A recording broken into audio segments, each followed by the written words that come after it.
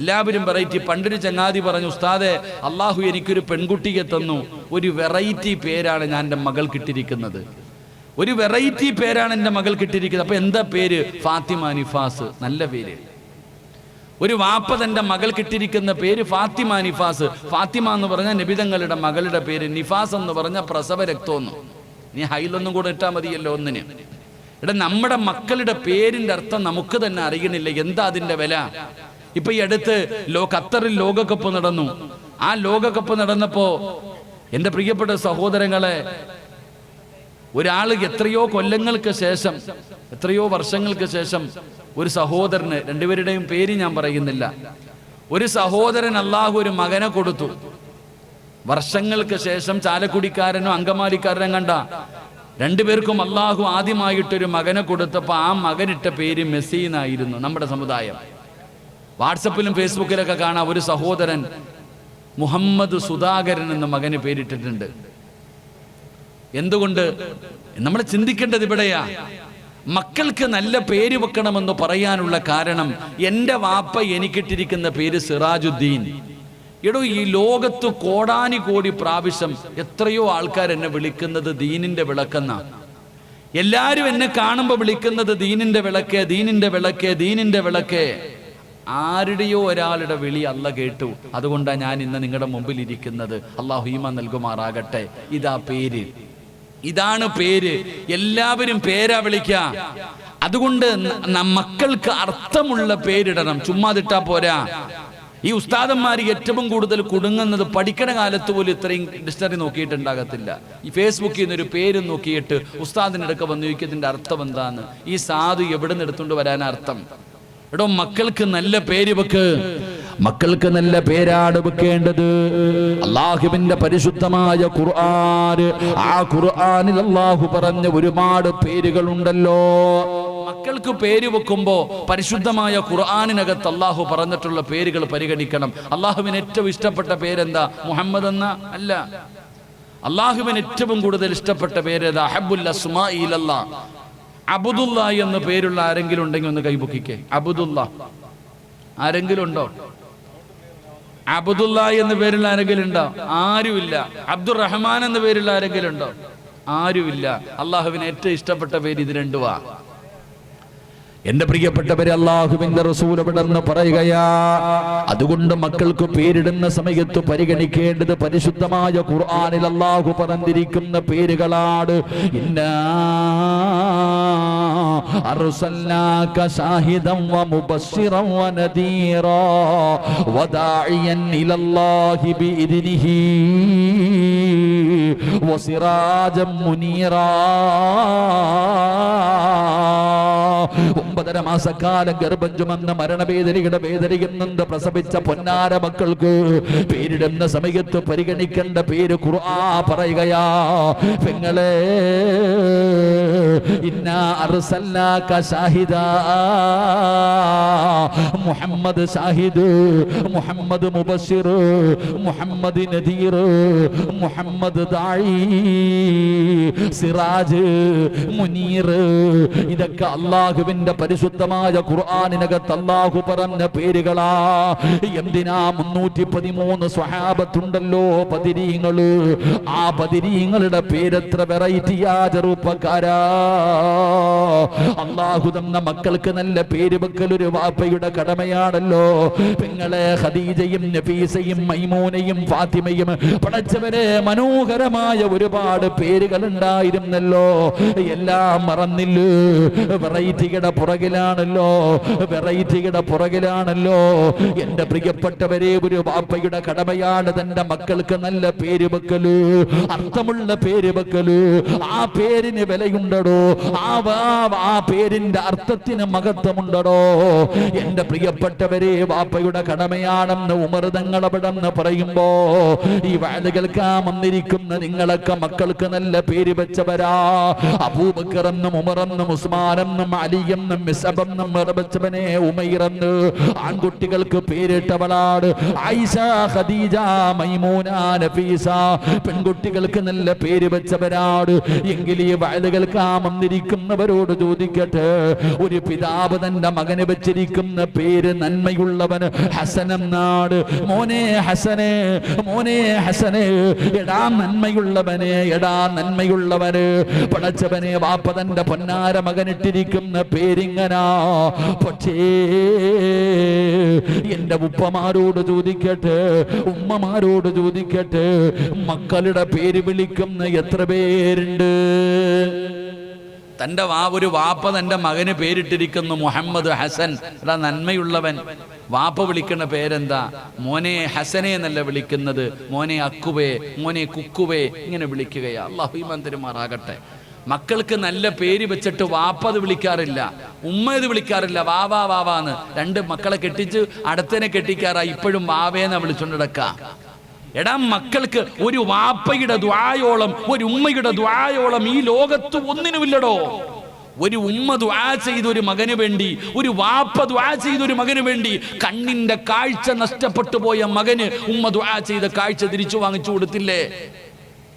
മയ്യത്ത് കൊണ്ട് മരിച്ചുപോയ മകന് കരഞ്ഞു ദുആ ചെയ്തിട്ട് ആ ജീവിതം തിരിച്ചു വാങ്ങിച്ചു കൊടുത്തില്ലേ ഉമ്മ? എന്റെ പ്രിയപ്പെട്ട സഹോദരങ്ങളെ, ഒരു ഉമ്മായുടെ ദ്വായോളം, ഒരു വാപ്പയുടെ ദ്വായോളം ലോകത്ത് ഒന്നുമില്ലടോ. നിന്റെ മകന് നീ പേര് വെച്ചിട്ടുണ്ടെങ്കിൽ ആ പേര് നീ വിളിക്ക്. ആ പേരിന്റെ അർത്ഥം നിന്റെ മകന്റെ സ്വഭാവത്തിലുണ്ടാകും. അള്ളാഹു നമുക്ക് ഈമാൻ നൽകുമാറാകട്ടെ. അല്ലാതെ വല്ല മൃഗത്തിന്റെ പേര് വിളിച്ച അവൻ നാൽക്കാലിയെ പോലെ ആയി പോകും. നമ്മുടെ മക്കള് തലതിരിഞ്ഞു പോകും. എന്റെ പ്രിയപ്പെട്ട സഹോദരങ്ങളെ, നമ്മുടെ മക്കൾക്ക് നല്ല പേര് വെക്ക്. നമ്മുടെ മക്കളുടെ പേര് തന്നെ നമ്മൾ വിളിക്ക്. അതുകൊണ്ട് എന്റെ പ്രിയപ്പെട്ടവരോട് പറയുകയാ, ഒരു പിതാവിന് തന്റെ മക്കളോടുള്ള രണ്ടാമത്തെ കടമ എന്താ? മക്കൾക്ക് നല്ല പേര് വെക്കല് വാപ്പയുടെ കടമയാണെന്ന് മഹാനായ നബിയുനാ റസൂലുള്ളാഹി സ്വല്ലല്ലാഹു അലൈഹി വസല്ലമ തങ്ങൾ പറയുമ്പോ മൂന്നാമത്തെ കാര്യം എന്തെന്നറിയോ? ഒരു വാപ്പയ്ക്ക് തന്റെ മക്കളോടുള്ള മൂന്നാമത്തെ കടമ എന്താ? മഹാനായ ഉമർ ഇബ്നുൽ ഖത്താബ് റളിയല്ലാഹു തആല അൻഹു ആ ചെറിയ കുട്ടിയോട് പറഞ്ഞു കൊടുക്കുന്ന, മോനെ നിനക്ക് അദബ് പഠിപ്പിച്ചു തരലു, നിനക്ക് അല്ലാഹുവിന്റെ ഖുർആൻ പഠിപ്പിച്ചു തരലു വാപ്പയുടെ കടമയാണെന്ന് മഹാനായ സയ്യിദുനാ ഉമർ ഇബ്നുൽ ഖത്താബ് റളിയല്ലാഹു തആല അൻഹു പറഞ്ഞു കൊടുക്കുമ്പോ ആ മകനതാ ഉമർ തങ്ങളോട് പറയുന്നു, തങ്ങള് ഒരു ഹർഫ് പോലും എന്റെ ഉപ്പ എനിക്ക് പഠിപ്പിച്ചു തന്നിട്ടില്ല. പിതാവിനോട് പറയുകയാണ്, നിന്റെ കടമയാ നിന്റെ മക്കൾക്ക് ദീൻ പഠിപ്പിച്ചു കൊടുക്കല്. അല്ലാഹ് ആരാണെന്ന് പഠിപ്പിച്ചു കൊടുക്കേണ്ടത് വാപ്പയാ. ഒരു വാപ്പയുടെ കടമയാണ് അല്ലാഹ് ആരാണെന്ന് പഠിപ്പിച്ചു കൊടുക്കല്. ദീൻ എന്താണ്, നബിതങ്ങൾ ആരാണെന്ന് പഠിപ്പിച്ചു കൊടുക്കല്. അത് പള്ളിയിലെ ഉസ്താദിന്റെ ജോലിയല്ല, മാതാപിതാക്കളുടെ കടമയാണ്. മക്കൾക്ക് ദീൻ പഠിപ്പിച്ചു കൊടുക്കണം, മക്കൾക്ക് നല്ലത് പറഞ്ഞു കൊടുക്കണം, അവർക്ക് ഖുർആൻ പഠിപ്പിച്ചു കൊടുക്കണം. ഇത് പിതാവിന്റെയും മാതാവിന്റെയും കടമയാണെന്ന് നബിതങ്ങൾ പഠിപ്പിക്കുമ്പോ വാപ്പാ നിനക്ക് പറയാൻ കഴിയോ? നിന്റെ മക്കൾക്ക് അദബ് പഠിപ്പിച്ചു കൊടുത്തിട്ടുണ്ട്, ഉസ്താദേ ദീൻ പഠിപ്പിച്ചു കൊടുത്തിട്ടുണ്ട്, അല്ലാഹ് ആരാണെന്ന് പഠിപ്പിച്ചു കൊടുത്തിട്ടുണ്ട് എന്ന് പറയാനുള്ള ധൈര്യം ഏത് വാപ്പയ്ക്കാവുള്ളത്? ഏത് ഉമ്മയ്ക്കാവുള്ളത്? ഇന്നത്തെ മക്കൾക്ക് അല്ലാഹനെ കുറിച്ച് അറിയില്ലല്ലോ, അല്ലാഹ് ആരാണെന്ന് അവർക്കറിയില്ല. അങ്ങനെ അറിയുമായിരുന്നെങ്കിൽ നിന്റെ മക്കള് തൂങ്ങിച്ചാകില്ലായിരുന്നോ? പരീക്ഷയ്ക്ക് തോറ്റതിന്റെ പേരിൽ ആത്മഹത്യ ചെയ്യില്ലായിരുന്നു.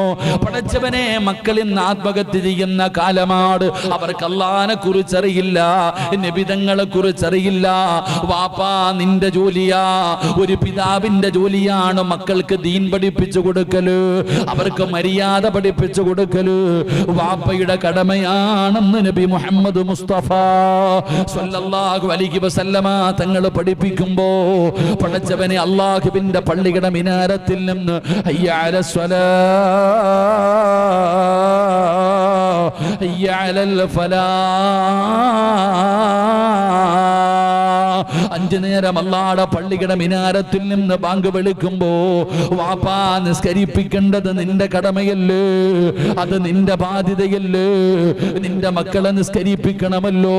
അതുകൊണ്ടല്ലേ ദീൻ പറഞ്ഞത് 7 വയസ്സുള്ളവനോട് നിസ്കരിക്കാൻ കൽപ്പിക്കണം, 10 വയസ്സായിട്ട് നിസ്കരിച്ചില്ലെങ്കിൽ അവനെ തല്ലണമെന്നാ.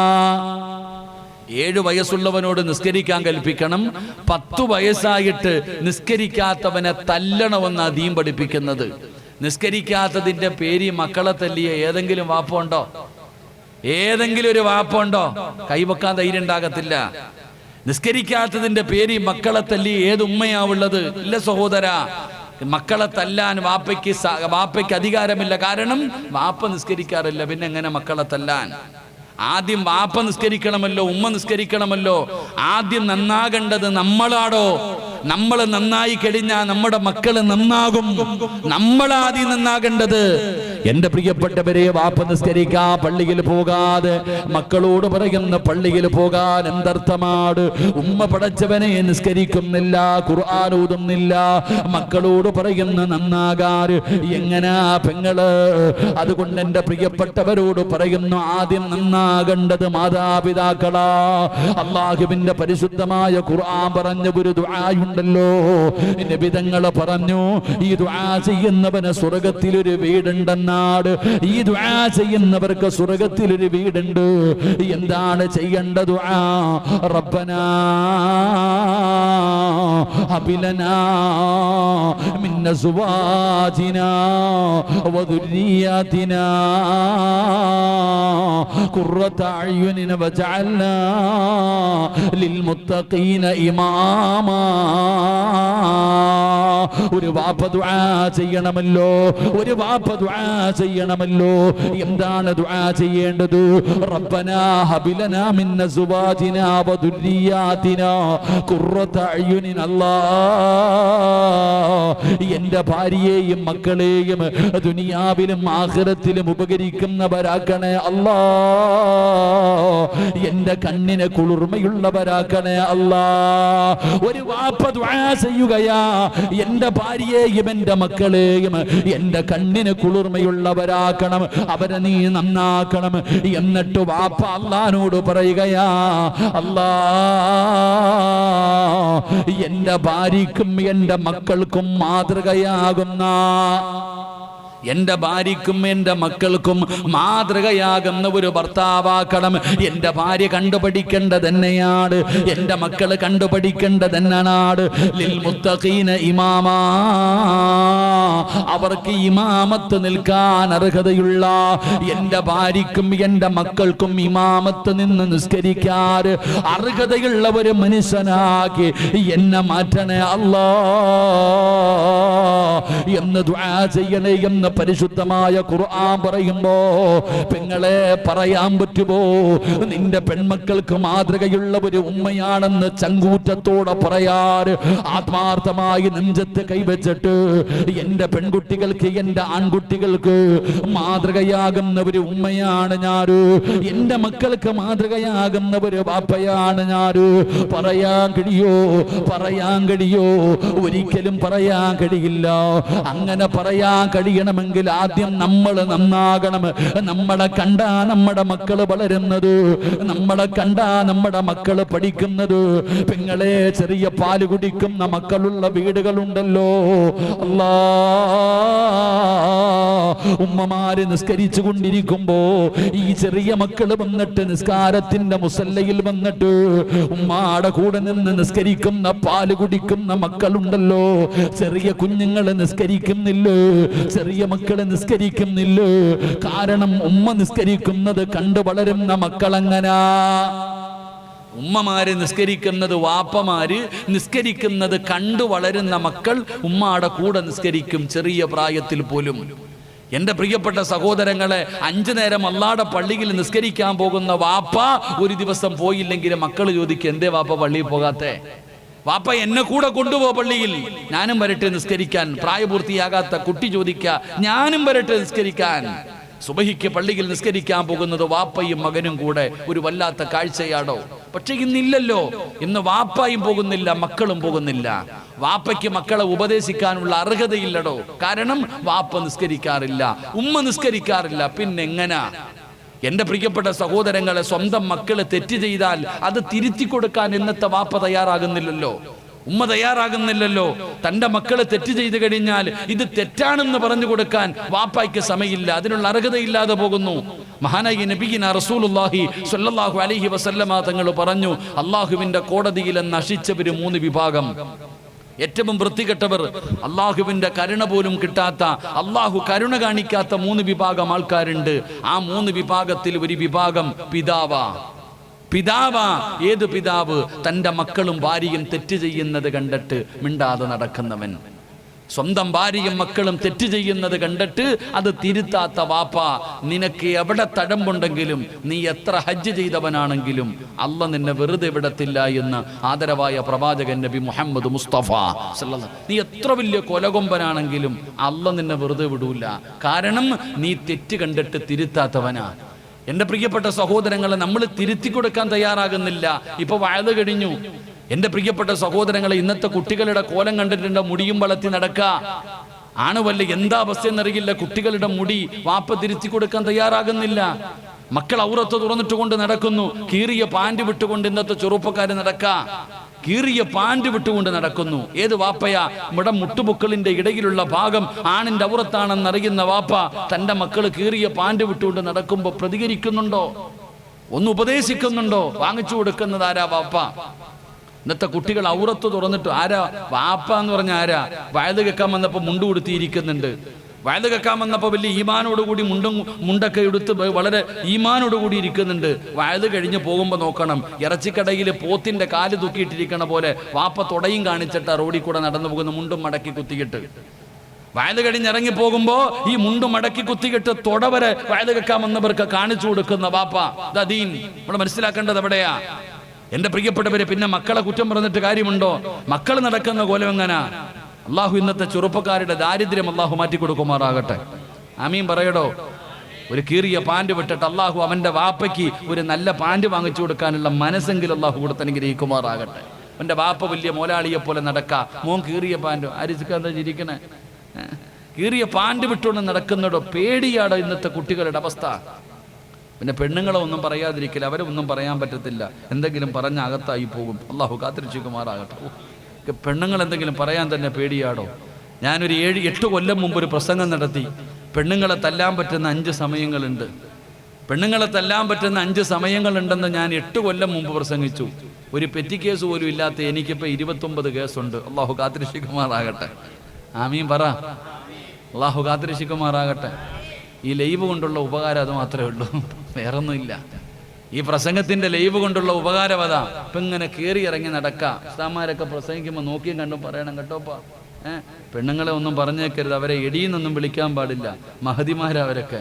അല്ലാഹു അഅലം. പടച്ചോനെ ചിരിക്ക് തരാ ഞാൻ. അല്ലാഹു ഈമാൻ തരുമാറാകട്ടെ. ഇതൊക്കെ ഇന്നിങ്ങനെ പോട്ടെ ഇൻഷാ അല്ലാഹ്. നാളെ ഉണ്ടല്ലോ, നാളെ ലൈവ് ഇല്ലാതിരുന്ന അത്രയും നല്ലത്. അല്ലാഹു ഈമാൻ നൽകുമാറാകട്ടെ. എൻ്റെ പ്രിയപ്പെട്ട സഹോദരങ്ങൾ, നമ്മൾ മനസ്സിലാക്കണം, എന്തെങ്കിലും പറയാൻ പറ്റുമോ? എടാ, ഇന്നത്തെ മനുഷ്യന്മാരുടെ അവസ്ഥ എന്ത് നിസ്സാരമെന്നറിയോ? വാപ്പയും ഉമ്മയും ചിന്തിക്കേണ്ടത്, ഇപ്പൊ ഈ ഇരിക്കുന്ന പെണ്ണുങ്ങളും ആൺകുട്ടികളൊക്കെ പെണ്ണുങ്ങളൊക്കെ, എടാ ഇന്നത്തെ കുട്ടികൾ രാത്രിയായ സായിപ്പിന്റെ നിക്കറിട്ടുണ്ട് അടക്കല്ലേ? കള്ളമുണ്ടെന്ന് പറഞ്ഞു നോക്കിയേ. എല്ലാം ഇത്രയുള്ള നിക്കർ വിട്ടിട്ട് വെളിയിറങ്ങും. വീട്ടിൽ നടക്ക. ഈ ഇരിക്കുന്ന പെൺകുട്ടികൾ വീട്ടിൽ ചെന്ന് കഴിഞ്ഞാൽ നൈറ്റ് ഡ്രസ് പോലും തോറ്റുപോകുന്ന വസ്ത്രം ധരിച്ചുകൊണ്ട് നടക്ക. ആരുടെ മുമ്പിലൂടെ? പ്രായപൂർത്തിയായ സഹോദരന്റെ മുമ്പിലൂടെ. ജ്യേഷ്ഠൻ അനുജ പ്രായപൂർത്തിയായ പെങ്ങളുടെ മുമ്പിലൂടെ നിക്കറിട്ടുകൊണ്ട് നടക്ക. ഇത് വാപ്പ തെറ്റാണെന്ന് പറഞ്ഞു കൊടുക്കുന്നില്ല. ഇത് വാപ്പ തെറ്റാണെന്ന് പറയുന്നില്ല, ഉമ്മ തെറ്റാണെന്ന് പറയുന്നില്ല. ഇത് പറയുമ്പോൾ നിങ്ങൾ ചോദിക്കും, ഉസ്താദെ കൂടപ്പുറപ്പുകളല്ലേ, അവർക്കിപ്പോ എന്താ അങ്ങനെ എന്താ കൂടപ്പുറപ്പിനെ കാണാൻ പറ്റുമെന്ന് ആരാ പഠിപ്പിച്ചത് നിനക്ക്? എടാ, ഒരു സഹോദരന് സഹോദരിയുടെ ഔറത്ത് കാണാൻ പറ്റുമോ? ഒരു സഹോദരിക്ക് സഹോദരന്റെ ഔറത്ത് കാണാൻ പറ്റും. എന്തിനാ നിന്റെ ഉമ്മയുടെ ഔറത്തിന് കാണാൻ പറ്റുമോ? ഞാൻ ചോദിക്കുന്ന അവിടെ ഒരു ഉമ്മയുടെ ഔറത്ത് മകന് കാണാൻ പറ്റുമോ? ഒരു വാപ്പയുടെ ഔറത്ത് മകൾക്ക് കാണാൻ പറ്റുമോ? നീ എന്താ വിചാരിച്ച മക്കള് നേരെയാകുന്ന ആരാ നിനക്ക് പഠിപ്പിച്ചെന്നേ? മക്കളെ വളർത്തേണ്ടത് എങ്ങനെന്നറിയോ? സെക്സ് പടം ഒരുമിച്ചിരുന്ന് കാണുന്ന വാപ്പായുമ്മായില്ലേ? വാപ്പായുമ്മായും കൂടപ്പുറപ്പുകൾ ഒരുമിച്ചിരുന്നിട്ട് കെട്ടിപ്പിടിച്ച് അരപ്പാവാടയിട്ട് ആടുന്നത് കാണുന്ന കാലമല്ലേ? മക്കൾ നന്നാകുന്ന എങ്ങനാ? നിനക്കറിയോ അല്ലാന്റെ ഖുർആൻ എന്താ പറഞ്ഞെന്ന്? അള്ളാന്റെ ഖുർആൻ പറഞ്ഞെന്തെന്നറിയോ? 3 സമയങ്ങളിൽ 10 വയസ്സിന് താഴെ പ്രായമുള്ള മക്കള് വാപ്പാടെ ഉമ്മാടെയും റൂമിനകത്ത് കയറണമെങ്കിൽ അനുവാദം ചോദിക്കണം. 10 വയസ്സിന് താഴെ പ്രായമുള്ള മക്കള് മാതാപിതാക്കളുടെ ബെഡ്റൂമിൽ കയറണമെങ്കിൽ അനുവാദം ചോദിക്കണം. 3 സമയം. ഞാൻ പറഞ്ഞതല്ല, അല്ല പറഞ്ഞതാ. ഉസ്താദന്മാരോട് ചോദിച്ചു നോക്ക്. ഖുർആൻ പറയുന്ന 3 സമയങ്ങളിൽ വാപ്പാടെയും ഉമ്മാടെയും ബെഡ്റൂമിനകത്ത് കയറണമെങ്കിൽ മക്കൾ അനുവാദം ചോദിച്ചിട്ട് കയറണം. എപ്പോഴാ 3 സമയം? 1 വെളുപ്പാങ്കാലം, സുബഹിക്ക് മുമ്പുള്ള സമയം. 2 ഉച്ചയ്ക്ക് ഭക്ഷണം കഴിച്ചിട്ട് കിടക്കുന്ന സമയം. 3 രാത്രിയിൽ. ഈ 3 സമയങ്ങളിൽ മക്കൾ ഓടിച്ചെല്ലരുത് ഉമ്മാടെ റൂമിൽ, വാപ്പാടെ റൂമിൽ. മാതാപിതാക്കളുടെ റൂമിന്റെ മുമ്പിൽ പോയിട്ട് അനുവാദം ചോദിക്കണം, ഞാൻ കയറി വരട്ടെ. ആര്? 55 വയസ്സുകാരനല്ല, 10 വയസ്സിന്റെ താഴെ പ്രായമുള്ള മക്കൾ. എന്തുകൊണ്ട് ഈ 3 സമയങ്ങളിൽ അനുവാദം ചോദിക്കേണ്ട കാര്യം എന്താ? അനുവാദം ചോദിക്കാതെ കയറരുത് മക്കൾ. ഞാൻ പറഞ്ഞതല്ല, അല്ല പറഞ്ഞതാ. എന്തേ കാരണം? ഈ 3 സമയത്തിന്റെ പ്രത്യേകത എന്താ? ഒരു ഉദാഹരണം പെട്ടെന്ന് മനസ്സിലാകാൻ ഞാൻ പറയാം. ഈ ആണുങ്ങളൊക്കെ രാത്രി കിടക്കുമ്പോൾ ഒരു മുണ്ടുടുത്തിട്ട് കിടന്നുറങ്ങും. നമ്മളൊക്കെ രാത്രി ഉറങ്ങുന്ന സമയത്ത് ഒരു മുണ്ടുടുത്തിട്ടാണ് കിടന്നുറങ്ങുന്നത്. വെളുപ്പാങ്കാലം 4 മണിക്ക് അല്ലെങ്കിൽ 5 മണിക്ക് ഉറക്കത്തിൽ നിന്ന് ചാടി എഴുന്നേക്കും. ആദ്യം തിരയേണ്ടത് ഈ ഉടുത്ത മുണ്ട. അല്ലാഹു ഈമാൻ തരുമാറാകട്ടെ. എന്തേ ആമിന എന്റെ മുണ്ടതോ കട്ടിലിനടി കിടക്കുന്ന മനുഷ്യ എടുത്തോ? അപ്പൊ നിങ്ങൾ ചിന്തിക്ക്, രാവിലെ 4 മണിക്കോ 5 മണിക്കോ നിന്റെ മക്കളെങ്ങാണ് അനുവാദം ചോദിക്കാതെ റൂമിനകത്ത് കയറി വന്ന കോവളം കടപ്പുറത്ത് സായിപ്പ് കിടക്കണവല്ല വാപ്പ കിടക്കണേ. ഉമ്മാടെ കാര്യം ഞാൻ പറയൂല. അല്ലാഹു കാക്കുമാറാകട്ടെ, അല്ലാഹു കാക്കുമാറാകട്ടെ. എടാ, ഈ 10 വയസ്സുള്ള ഒരു പയ്യൻ വാപ്പാടെ ഔറത്ത് കണ്ട അവന് വല്ലതും തോന്നുമോ? തോന്നത്തില്ല. 50 വയസ്സുള്ളവന് തോന്നുമോ? തോന്നത്തില്ല. എന്നിട്ടും അല്ല പറഞ്ഞത് കാണണ്ടെന്നാ. സ്വന്തം ഉമ്മാടെ ഔറത്താണെങ്കിലും വാപ്പാടെ ഔറത്താണെങ്കിലും മക്കള് കാണരുത്. അതാരോടാ പറയുന്നത്? കഥകടച്ചിട്ട് മകളെയും കൊണ്ട് കുളിപ്പരയിൽ കയറിയിട്ട് നഗ്നയായി കുടിക്കുന്ന ഉമ്മയോട്. അല്ലാഹു ഈമാൻ തരുമാറാകട്ടെ, അല്ലാഹു ഈമാൻ തരുമാറാകട്ടെ. നാലിച്ചേക്ക്, സ്വന്തം ഉമ്മാടെ ഔറത്ത് മക്കള് കാണരുത്, വാപ്പയുടെ ഔറത്ത് മക്കള് കാണരുത്. പിന്നല്ലേ ബാക്കിയുള്ളവരുടെ അവസ്ഥ? മക്കളെ വളർത്തേണ്ടത് ഇങ്ങനെ. കാരണം ഈ കൊച്ചു കുട്ടികൾ ഇത് കണ്ടു വളർന്നു കഴിഞ്ഞാൽ ഭാവിയിൽ അത് ദോഷം ചെയ്യും മക്കൾക്ക്. ഇങ്ങനെ വേണം മക്കളെ വളർത്താൻ, ഇങ്ങനെ വേണം കുട്ടികളെ വളർത്താൻ. അല്ലാതെ വളർന്നതിന് ശേഷം കിടന്ന് ദുആ ചെയ്തിട്ട് നിലവിളിച്ചിട്ട് കാര്യമൊന്നുമില്ല. അത് നന്നാക്കാൻ പറ്റേണ്ട സമയത്ത് ചെയ്യണം, അത് നന്നാക്കേണ്ട സമയത്ത് നന്നാക്കണം. അതുകൊണ്ട് എന്റെ പ്രിയപ്പെട്ട മാതാപിതാക്കളോട് പറയുകയാ, പാപ്പാ നീ ഹാജിയാരാ, ഹജ്ജ് ചെയ്തവരാ, നിസ്കരിക്കുന്നവനാ. പക്ഷേ നിന്റെ പ്രിയപ്പെട്ട ഭാര്യ മഗ്രിബ് കഴിഞ്ഞ് സീരിയൽ കണ്ടുകൊണ്ടിരിക്കുന്നവളാട്. നീ ഇശാ കഴിഞ്ഞ് വീട്ടിലേക്ക് ചെല്ലുമ്പോ അവള് ടിവിയുടെ ഫ്രണ്ടിലിരുന്ന് കരയുകയാ. ഹറാമല്ലേ, പാപമല്ലേ, നിനക്കറിയില്ല ബാപ്പാ. തിരുത്തി കൊടുത്തില്ലെങ്കിൽ അല്ലാഹു നിന്നെ വെറുതെ വിടത്തില്ലെന്ന് നബി മുഹമ്മദ് മുസ്തഫ സല്ലല്ലാഹു അലൈഹി വസല്ലമ തങ്ങൾ പറയുമ്പോ തെറ്റാടോ? അത് പറയണം ബാപ്പാ. വാപ്പാ, നീ ആണാണല്ലോ, നിന്റെ ഭാര്യക്കും നിന്റെ മക്കൾക്കും ചെലവിന് കൊടുക്കുന്നത് നീയാണല്ലോ. അല്ലാഹു നിന്നെ ഏൽപ്പിച്ചിരിക്കുന്ന അമാനത്താവര്. നിന്റെ ഭാര്യയും നിന്റെ മക്കളും അല്ലാഹു നിന്നെ ഏൽപ്പിച്ചിരിക്കുന്ന അമാനത്താ. നാളെ അതിനെക്കുറിച്ചും അല്ലാഹു നിന്നോട് ചോദിക്കുമെന്നാണ് ഖുർആൻ പറഞ്ഞത്.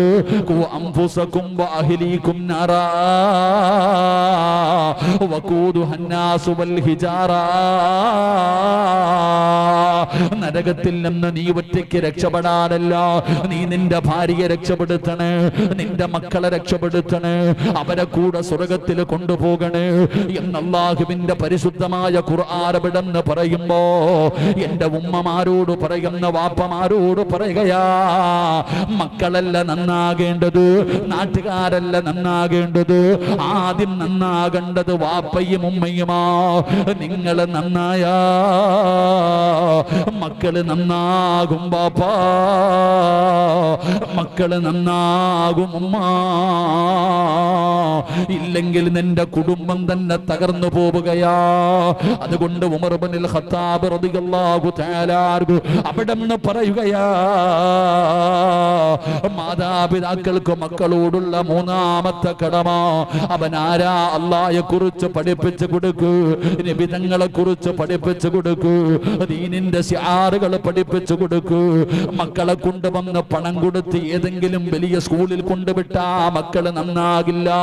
മക്കള് നന്നാകണമെങ്കിൽ എന്റെ പ്രിയപ്പെട്ടവരെ മക്കളുടെ പുറകെ നടക്കണം ബാപ്പാ.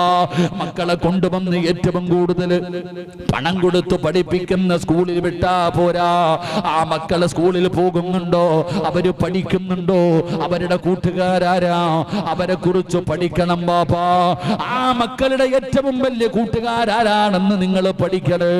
കാരണം ഇന്ന് ഏറ്റവും കൂടുതൽ മയക്കുമരുന്നും കഞ്ചാവും ഒക്കെ വിൽക്കുന്നത് സ്കൂളുമായി ബന്ധപ്പെട്ട സ്ഥലങ്ങളിലാ. അതുകൊണ്ട് നിങ്ങളുടെ മക്കള് ട്യൂഷന് പോകുന്നുണ്ടോ, അവര് കൃത്യസമയം സ്കൂളിൽ എത്തുന്നുണ്ടോ, ഇതിനെ കുറിച്ച് അന്വേഷിക്കണമല്ലോ. അത് മാത്രമല്ല മക്കളോട് സംസാരിക്കണമല്ലോ, അവർക്ക് വേണ്ടി ദുആ ചെയ്യണമല്ലോ. എന്റെ മക്കളെ നന്നാക്കി തരണേ എന്ന് റബ്ബിനോട് ദുആ ചെയ്യണമല്ലോ. അത് മാത്രമല്ല ദീനിന്റെ ശിആറുകൾ നിന്റെ മക്കൾക്ക് പഠിപ്പിച്ചു കൊടുക്കണം ബാപ്പാ. നിസ്കരിക്കാൻ പറഞ്ഞു കൊടുക്കണം. പടച്ചവനെ ദീനിന്റെ ശിആറുകൾ നിന്റെ മക്കൾക്ക് പറഞ്ഞു കൊടുക്കണം. അങ്ങനെയാണ് മക്കളെ നന്നാക്കേണ്ടത്. ഒരു വാപ്പയും ഉമ്മയും നന്നായാ മക്കൾ എങ്ങനെയാകുമെന്നറിയോ? ഒരു വാപ്പയും ഉമ്മയും നന്നായാൽ മക്കൾ ആരാകുമെന്നറിയോ? വാപ്പയും ഉമ്മയും നന്നായാ മക്കൾ എത്ര വലിയ പദവിയിലെത്തുമെന്നറിയോ? ഒരു ചരിത്രം പറഞ്ഞിട്ട് ഞാൻ ദുആ ചെയ്യാ. എങ്ങനെയാണ് മക്കളെ വളർത്തേണ്ടത്? എങ്ങനെയാണ് മക്കളെ വളർത്തേണ്ടത്? ഒരു വാപ്പ വളർത്തിയല്ലോ, ഒരു ഉമ്മ വളർത്തിയല്ലോ. വാപ്പയും ഉമ്മയും മക്കളെ വളർത്തിയപ്പോ ആ മക്കൾ ആരായെന്നറിയോ? ഞാനൊരു കുടുംബത്തെ കുറിച്ച് പറഞ്ഞു തരാ. എങ്ങനെയാണ് മക്കളെ വളർത്തേണ്ടത്, എങ്ങനെയാണ് മക്കളെ വളർത്തേണ്ടത് എന്ന് ഞാനൊരു ചരിത്രം പറഞ്ഞു തരാ. ഇങ്ങനെയാണ് മക്കളെ വളർത്തേണ്ടത്. ഇതുപോലെ വേണം മാതാപിതാക്കൾ മക്കളെ വളർത്താൻ. എങ്ങനെയാ വളർത്തേണ്ടത്? ആരാണെന്നറിയോ? ഈ വാപ്പയെയും ഉമ്മയെയും മകളെയും നിങ്ങളൊന്ന് വിലയിരുത്തടോ. ഇതിലാരാണ് വിജയിച്ചവരെന്ന് പറയാൻ കഴിയോ? ഇതിലാരാണ് ജയിച്ച ആളെന്ന് പറയാൻ കഴിയോ? പരസ്പരം തോറ്റുകൊടുക്കാൻ മനസ്സില്ലാതെ മത്സരിച്ച 3 പേരെ ഞാൻ നിങ്ങൾക്ക് പരിചയപ്പെടുത്താം. ആരാ? മഹാനായ ആദരവായ പ്രവാചകൻ നബി മുഹമ്മദ് മുസ്തഫ സല്ലല്ലാഹു അലൈഹി വസല്ലമ തങ്ങള്. പെങ്ങളെ ഒരു ചരിത്രം പറഞ്ഞു തരാ. എങ്ങനെയാണ് ഒരു ഉമ്മ തന്റെ മക്കളെ വളർത്തേണ്ടത്, ഒരു വാപ്പ എങ്ങനെയാണ് തന്റെ മക്കളെ വളർത്തേണ്ടത് എന്ന് ചരിത്രം പറഞ്ഞു തരട്ടെ. അല്ലാഹുവിന്റെ പ്രവാചകൻ സല്ലല്ലാഹു അലൈഹി വസല്ലമ തങ്ങള്, അല്ലാഹുവിന്റെ പ്രവാചകൻ വിവാഹം കഴിക്കുന്നത് 40 വയസ്സുള്ള ഖദീജയാ. നബി തങ്ങൾക്ക് 25 വയസ്സ്, ഖദീജ ബീവിക്ക് 40 വയസ്സ്. 40 വയസ്സുള്ള ഖദീജ എന്ന് പറയുന്ന ആ മഹദിയ നബി തങ്ങൾ എന്ന 25 വയസ്സുള്ള നബി തങ്ങളെ വിവാഹം കഴിക്കുകയാ. നബി തങ്ങളെക്കാൾ 15 വയസ്സ് കൂടുതലാ. നബി തങ്ങൾക്ക് 25 വയസ്സ്, ഖദീജ ബീവിക്ക് 40 വയസ്സ്. പടച്ചറപ്പേ, നബിതങ്ങൾക്ക് 35-ാമത്തെ വയസ്സിലാ ഫാത്തിമ എന്ന് പറയുന്ന മുന്നുമോള് ജനിക്കുന്നത്. ഫാത്തിമ എന്ന് പറയുന്ന പൊന്നുമോള് ജനിക്കുന്നത് നബിതങ്ങളുടെ 35-ാമത്തെ വയസ്സിലാ. പടച്ചറപ്പേ, ഫാത്തിമയെ കാണുന്നവര് പറയുന്ന ഒരേ ഒരു വാക്കെന്തെന്നറിയോ? ഉപ്പാന്റെ മോളാ, ഉപ്പാന്റെ മോളാ. കാരണം നബിതങ്ങളെ വരച്ചു വെച്ചതുപോലെയാ ഫാത്തിമ ഇരിക്കുന്നത്.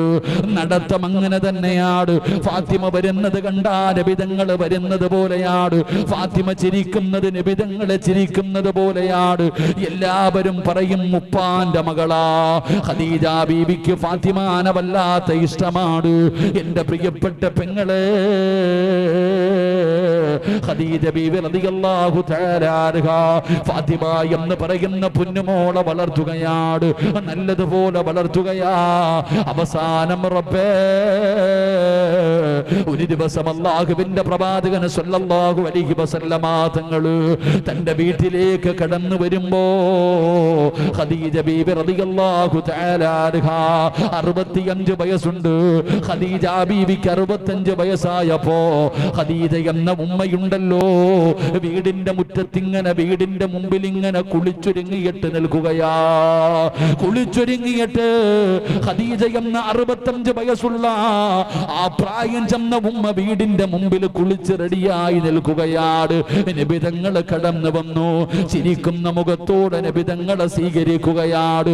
അല്ലാഹുവിന്റെ പ്രവാചകൻ വീടിനകത്ത് കയറി വന്നു. ഖദീജ ബീവി റളിയല്ലാഹു തആല അൻഹാ അവിടുന്ന് കഴിക്കാൻ ഭക്ഷണം കൊടുത്തു. 65 വയസ്സുള്ള ഖദീജ ബീബി അല്ലാഹുവിന്റെ പ്രവാചകൻ സ്വല്ലല്ലാഹു അലൈഹി വസല്ലമ തങ്ങൾക്ക് അവിടുന്ന് കഴിക്കാൻ ഭക്ഷണം കൊടുത്തു. എന്നിട്ട് നബി തങ്ങളോട് ചോദിക്കുകയാ, യാ റസൂലല്ലാഹ്, അല്ലാഹുവിന്റെ നബിയേ, ഞാൻ അവിടത്തെ മടിയിലൊന്ന് തലവെച്ച് കിടക്കട്ടെ നബിയേ? അല്ലാഹുവിന്റെ റസൂലിന്റെ മടിത്തട്ടിൽ തലവെച്ച് കിടക്കുകയാ. നബി തങ്ങൾ അനുവാദം കൊടുത്തു. 25 വയസ്സുകാരിയല്ല, 35 വയസ്സുകാരിയല്ല, 45കാരിയല്ല, 55കാരിയല്ല, 65 വയസ്സുള്ള ഉമ്മയായ ഖദീജ ബീവി റളിയല്ലാഹു തആല അൻഹ തന്റെ പ്രിയപ്പെട്ട ഭർത്താവിന്റെ മടിത്തട്ടിൽ തലവെച്ച് കിടക്കുകയാണ്. എന്നിട്ട് നബി തങ്ങളുടെ മുഖത്ത് നോക്കി ചിരിക്കുകയാ. അല്ലാഹുവിന്റെ റസൂല് ചോദിക്കുന്നു, ഖദീജ, എന്തേ ഖദീജ എന്നെ നോക്കി ചിരിക്കുന്നത് എന്തേ ഖദീജ? യാ റസൂലല്ലാഹ്, എന്തൊരു സൗന്ദര്യമാണ് നബിയേ, എന്തൊരു പ്രകാശമാണ് നബിയേ. എന്റെ പ്രിയപ്പെട്ടവരെ, 65കാരി നിബിതങ്ങൾ എന്ന ഭർത്താവിന്റെ മുഖത്ത് നോക്കിയിട്ട് പറയുകയാ, ഇത് ഈ നാട്ടിലെ പെണ്ണിന് തിരിയൂല, ഇത് ഈ നാട്ടിലെ പ്രായമുള്ളവർക്ക് തിരിയൂല. കാരണം പ്രായം ചെന്നാൽ വാപ്പയും ഉമ്മയും 2 റൂമിലാ. ഇന്ന് 40 കഴിഞ്ഞ 50 കഴിഞ്ഞാൽ രണ്ടുപേരും കിടക്കുന്നത് വേറെ വേറെ റൂമിലാണ്. ഒരുമിച്ച് കിടക്കാറില്ലല്ലോ, ഒരുമിച്ച് കിടക്കാറില്ലല്ലോ. ഒരുമിച്ച് കിടക്കേണ്ടത് അപ്പോഴാ വാപ്പാ. പ്രായം ചെല്ലുന്ന സമയത്താണ് നീ നിന്റെ ഭാര്യയുടെ കൂടെ കിടക്കേണ്ടത്. പെങ്ങളെ, വികാരം തീർക്കാൻ മാത്രമല്ല കല്യാണം കഴിക്കേണ്ടത്. പ്രായം ചെന്ന മുടി നരച്ചു പോയ ഭർത്താവിന്റെ കൂടെ കിടക്കേണ്ടത് മരണത്തിന്റെ സമയത്താ, അല്ലാതെ ആരോഗ്യമുള്ള സമയത്ത് മാത്രമല്ല, യുവത്വത്തിന്റെ സമയത്ത് മാത്രമല്ല.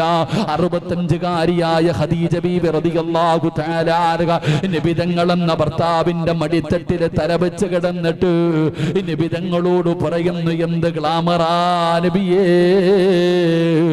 എന്ത് സൗന്ദര്യമാ നബിയേ. ഖദീജ,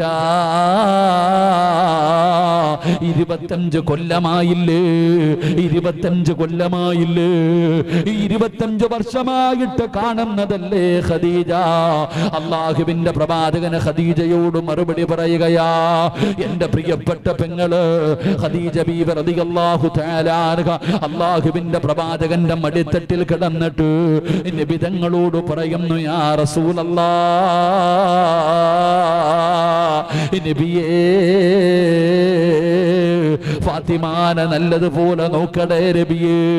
ഒരു ഉമ്മയുടെ ആവശ്യമുള്ള സമയമാ, ഒരു ഉമ്മയുടെ സ്നേഹം കിട്ടേണ്ട സമയമാ. ഫാത്തിമാനെ നല്ലതുപോലെ നോക്കണം. എന്റെ പൊന്നുമോളെ തല്ലരുത്, എന്റെ പൊന്നുമോളെ വേദനിപ്പിക്കരുത്. ഖദീജ ബീവി റളിയല്ലാഹു തആല അൻഹ അല്ലാഹുവിന്റെ പ്രവാചകന്റെ മടിത്തട്ടിൽ കിടന്നിട്ട് നബി തങ്ങളോട് പറയുന്നു, യാ റസൂലല്ലാഹ്, നമ്മൾ രണ്ടുപേരും ജീവിക്കാൻ തുടങ്ങിയിട്ട് 25 വർഷമായി നബിയേ. എന്റെ മരണമെടുത്തു നബിയേ, എന്റെ മരണമെടുത്തു നബിയേ. 25 വർഷമായി നമ്മൾ ഒരുമിച്ച് ജീവിക്കുകയാ. എന്റെ ഭാഗത്ത് നിന്ന് എന്തെങ്കിലും ഒരു തെറ്റ് വന്നിട്ടുണ്ടെങ്കിൽ എനിക്ക് പൊരുത്തപ്പെട്ട് തരണേ നബിയേ. 25 വർഷത്തിന്റെ ഇടയിൽ എന്തെങ്കിലും ഒരു ഭാവം അങ്ങയുടെ മനസ്സ് വേദനിക്കുന്ന എന്തെങ്കിലും ഒരു കാര്യം എന്റെ ഭാഗത്ത് നിന്ന് വന്നു പോയിട്ടുണ്ടെങ്കിൽ എനിക്ക് പൊരുത്തപ്പെട്ടു തരണമെന്ന് പറഞ്ഞുകൊണ്ട് അള്ളാന്റെ റസൂലിനോട് ഖദീജ എന്ന ഭാര്യ അവിടെ നിന്ന് പൊരുത്തം ചോദിക്കുമ്പോ നബി തങ്ങൾ വാപുത്തുകയാ. ഖദീജ നീ പൊരുത്തം ചോദിക്കല്ലേ ഖദീജ, പറയാനൊരു പരാതിയുമില്ല. പെങ്ങളെ ആരാണ് ഖദീജ എന്നറിയോ? ഖദീജാനെ പോലെ ഒരു പ്രതിഫലം ലോകത്തൊരു പെണ്ണിനും കിട്ടൂല. അല്ലാഹു ഖദീജ ബീബി റളിയല്ലാഹു തആല അൻഹയ്ക്ക് അല്ലാഹു സ്വർഗ്ഗത്തിൽ കൊടുക്കുന്ന പ്രതിഫലം ഖിയാമത്ത് നാൾ വരെയുള്ള ഒരു പെണ്ണിനും കിട്ടൂല. മുത്തുകൊണ്ടുണ്ടാക്കിയ ഒരു കൊട്ടാരമാ ഖദീജക്ക് അല്ലാഹു കൊടുക്കുന്നത്. മുത്തുകൊണ്ടുണ്ടാക്കിയ ഒരു കൊട്ടാരം അല്ലാഹു ഖദീജ ബീവിക്ക് കൊടുക്കും. പെങ്ങള് എന്തിനാണെന്നറിയോ? 25 വർഷം അല്ലാഹുവിന്റെ റസൂലിന്റെ കൂടെ ജീവിച്ചു. 25 കൊല്ലം ജീവിച്ചിട്ട് ഒരിക്കൽ പോലും നബിതങ്ങളുടെ മുമ്പിൽ ശബ്ദമുയർത്തിയിട്ടില്ല. നബിതങ്ങളെക്കാൾ 15 വയസ്സ് കൂടുതലാ ഖദീജയ്ക്ക്. ഒരിക്കൽ പോലും നബിതങ്ങളുടെ മുമ്പിൽ ശബ്ദമുയർത്തി സംസാരിച്ചിട്ടില്ല. ഭർത്താവ് എപ്പോഴും പറയും നിന്റെ നാവിന് വല്ലാത്ത നീളവാ. പടച്ച റബ്ബേ, നബിതങ്ങൾ പറയുന്നു ഖദീജ പരാതിയില്ല, യാത്ര പറയല്ലേ, എന്നെ വിട്ടു പോകുകയാണോ ഖദീജ?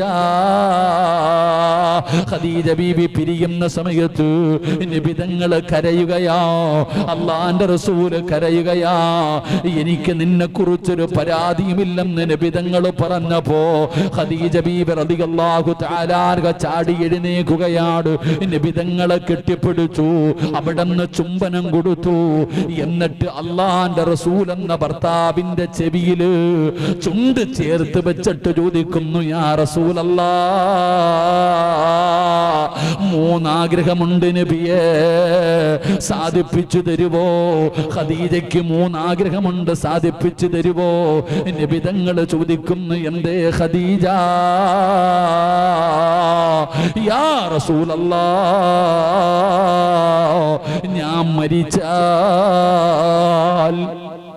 ഞാൻ മരിച്ചു കഴിഞ്ഞ എന്റെ മയ്യത്ത് നിങ്ങൾ കുളിപ്പിക്കണം, വേറെ ആരെയും കൂട്ടരുത്.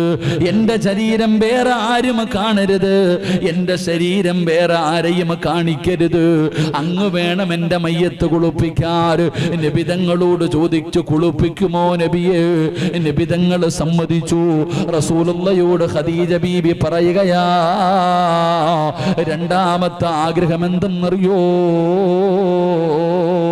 അങ്ങയുടെ ചുമലിൽ കിടക്കുന്ന ഈ ഷാൾ എനിക്ക് വേണം നബിയേ.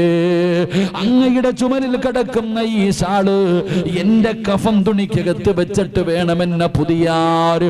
അങ്ങയുടെ സുഗന്ധം എനിക്ക് വേണം നബിയേ. ഖബറിനകത്ത് ഖിയാമത്ത് നാൾ വരെ കിടക്കണമെങ്കിൽ അങ്ങില്ലാതെ പറ്റില്ല നബിയേ, അങ്ങില്ലാതെ പറ്റില്ല നബിയേ. അങ്ങയുടെ ചുമലിൽ കിടക്കുന്ന ഷാൾ എനിക്ക് വേണം നബിയേ.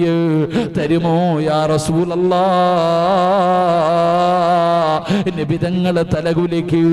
മൂന്നാമതായിട്ട് ഖദീജ ബീബി പറയുകയാ, ഞാൻ മരിച്ച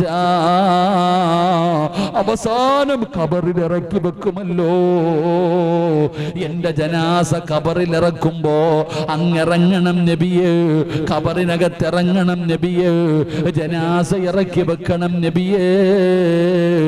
എന്റെ കബളിന്റെ താഴെ നിങ്ങൾ വേണം മണ്ണ് വാരി വെക്കാൻ. അല്ലാഹുവിന്റെ റസൂലിനോട് തന്റെ പ്രിയപ്പെട്ട ഭാര്യ പറഞ്ഞു കൊടുക്കുകയാ. ഫാത്തിമ കാണുകയാ, ഫാത്തിമ ഉമ്മ പറയുന്നത് മുഴുവനും കേൾക്കുകയാ. വാപ്പയും ഉമ്മയും തമ്മിലുള്ള ബന്ധം പഠിക്കുകയാ. എന്റെ പ്രിയപ്പെട്ട പെങ്ങള്, ഖദീജ ബീബി റളിയല്ലാഹു തആല അവിടുന്ന് മരണപ്പെട്ടു. നബി തങ്ങളാ കുളിപ്പിച്ചത്. ഒരു ഭർത്താവ് തന്നെയാണ് ഭാര്യയുടെ ജനാസ കുളിപ്പിച്ചത്. അല്ലാഹുവിന്റെ റസൂൽ ഖദീജ ബീബി റളിയല്ലാഹു തആല അൻഹയുടെ ജനാസ കുളിപ്പിക്കുകയാ. അവിടുന്ന് കഫം പൊതിയ സമയമാകുമ്പോ ചുമലിൽ കിടന്ന ഷാളെടുത്തിട്ട് നബി തങ്ങൾ ചുംബിക്കുകയാ. നബി തങ്ങൾ ചുംബിക്കുകയാ. ഖദീജ ബീബി റളിയല്ലാഹു തആല അൻഹയുടെ കഫം തുണിക്കകത്ത് വെച്ച് പൊതിയുകയാ. ജനാസ നമസ്കാരം കഴിഞ്ഞു. അല്ലാഹുവിന്റെ പ്രവാചകൻ സ്വല്ലല്ലാഹു അലൈഹി വസല്ലമ തങ്ങൾ ഖദീജ ബീബി റളിയല്ലാഹു തആല അൻഹയുടെ ജനാസ ഖബറിലേക്ക് ഇറക്കുമ്പോ നബി തങ്ങൾ ഇറങ്ങുകയാണ്. നബി തങ്ങൾ ഇറങ്ങുകയാ. ഖബറിനകത്തിറങ്ങി ഖദീജ ബീബി റളിയല്ലാഹു തആല അൻഹയുടെ ജനാസ അവിടുന്ന് നബി തങ്ങൾ വാങ്ങി ഖബറിലേക്ക് ഇറക്കി വെച്ചു. അവിടുന്ന് കെട്ടുകൾ അടിച്ചു മാറ്റി. നബി തങ്ങൾ മണ്ണ് വാരുമ്പോ സുബ്ഹാനല്ലാഹ്, അല്ലാഹുവിന്റെ റസൂലിന്റെ കണ്ണുനീര് ഒഴുകുകയാണ്. താടിരോമത്തിലൂടെ ഖദീജ ബീബിയുടെ കഫം തുണിയുടെ മുകളിലേക്ക് വീഴുകയാ. നബി തങ്ങളാണ് ഖദീജ ബീബിയുടെ കബളിന്റെ താഴെ മണ്ണ് വെച്ച് കൊടുത്തത്. എന്റെ പ്രിയപ്പെട്ടവരെ, ഖദീജ ബീബി റളിയല്ലാഹു തആല അൻഹ മരണപ്പെടുന്ന രംഗം ഫാത്തിമ എന്ന മകള് കാണുകയാ. ഇനി പടച്ചവനെ 63-ാമത്തെ വയസ്സിൽ അല്ലാഹുവിന്റെ റസൂല് രോഗം പിടിച്ച് കിടക്കുമ്പോ ഫാത്തിമ എന്ന് പറയുന്ന പൊന്നുമോള് അലിയാര് തങ്ങളെന്ന ഭർത്താവിനോട് അവിടെ അനുവാദം ചോദിച്ചു. എന്റെ ഉപ്പാന്റെ അടുക്കൽ എനിക്ക് പോകണം. അവിടെ അനുവാദം ചോദിച്ചിട്ട് കടന്നു വന്നു. ഫാത്തിമ ബീബി റളിയല്ലാഹു തആല അൻഹ നബി തങ്ങളുടെ വീട്ടിലേക്ക് വരുമ്പോ അല്ലാഹുവിന്റെ റസൂല് രോഗം പിടിച്ച് കിടക്കുകയാ. പെങ്ങളെ, അല്ലാഹുവിന്റെ റസൂല് പൊന്നുമോട് കടന്നു വരുമ്പോ നബി തങ്ങൾ എഴുന്നേക്കുമായിരുന്നു. ഫാത്തിമ എപ്പോ വന്നാലും നബി തങ്ങൾ എഴുന്നേക്കുമായിരുന്നു. പെൺകുട്ടികളെ കാണുമ്പോൾ വാപ്പ എഴുന്നേക്കണമെന്നാണ് നബി തങ്ങൾ ഫാത്തിമ വന്നാ എഴുന്നേറ്റ് നിൽക്കുമായിരുന്നു.